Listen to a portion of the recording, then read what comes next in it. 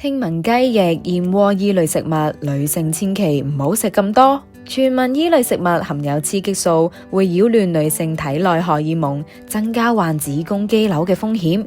究竟呢個講法有冇根據？我哋請到婦產科專科陳穎賢醫生為大家解答疑惑。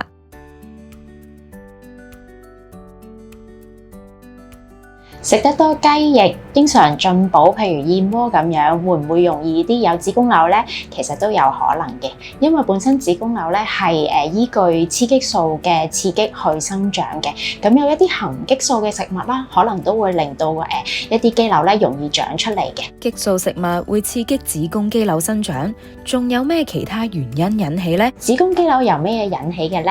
咁子宮肌瘤嘅成因咧，其實未明嘅。咁有部分人就係覺得係同一個雌激素嘅攝取有關啦，譬如長期服用一啲含雌激素嘅保健品啦，或者係一啲高糖高油嘅飲食模式啦，都可能會有容易啲有肌瘤嘅狀態嘅。另外啦，肥胖啦、家族史啊呢啲都係同肌瘤嘅發現有關嘅。子宮肌瘤有婦科第一瘤之稱，差唔多每4個女性就有1個患上，都幾普遍㗎。如果患有子宮肌瘤，會有咩表徵呢？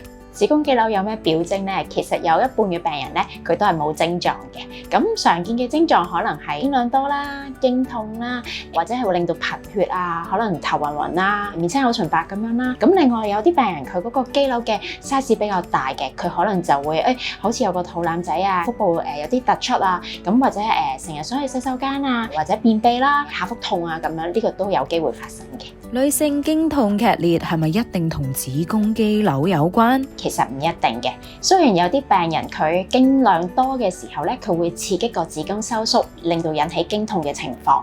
咁但係當經痛太嚴重嘅時候，我哋可能就要考慮會唔會有其他嘅因素啦，譬如一啲常見嘅所謂子宮內膜移位症嘅情況啦。咁通常喺呢個情形之下咧，患者就應該要去求診去做一啲婦科嘅檢查，譬如超聲波啊嘅造影啊，去睇一睇會唔會有其他嘅原因引起嘅經痛啊。咁成日提到嘅水囊係咪即係子宮肌瘤？又點發現呢？咁水囊咧其實就唔係子宮肌瘤嚟嘅。我哋一般講緊嘅水囊咧，通常就係講緊卵巢嘅囊腫，就同喺子宮裏面生出嘅肌肉瘤啊，所謂嘅肌瘤咧有啲分別啦。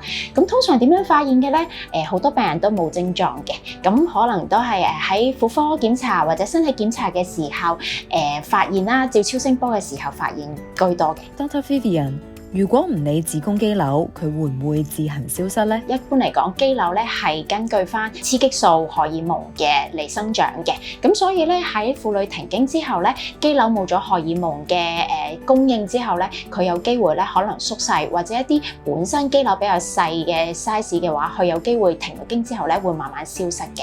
咁通常我哋講緊咩情況需要治療啊，或者定係可以觀察咧？咁通常基於3大因素嘅，第一就係肌瘤發現嘅時候佢嘅大小啦，譬如有啲病人佢發現肌瘤嘅時候個 size 已經比較大，譬如腹部已經隆起咗啦，好似人哋有咗3個月身紀嘅 size， 咁可能佢會壓住周圍嘅器官啊，譬如膀胱啊，容易啲急尿啊，或者會有便秘嘅狀態咧，咁呢個係第一個考慮嘅因素啦。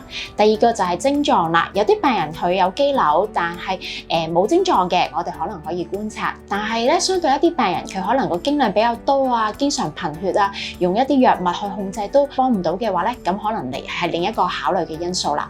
第三個咧就係肌瘤嘅增長嘅速度啦，因為我哋預計一啲良性嘅肌瘤咧，其實佢個增長速度咧會比較緩慢嘅。咁如果肌瘤嘅佢嗰個增長速度比較快嘅，咁我哋會有擔心佢會唔會有一個變惡嘅情況，咁嗰啲亦都係一個手術考慮嘅因素嚟嘅。唔少患者擔心子宮肌瘤會唔會演變成惡性腫瘤？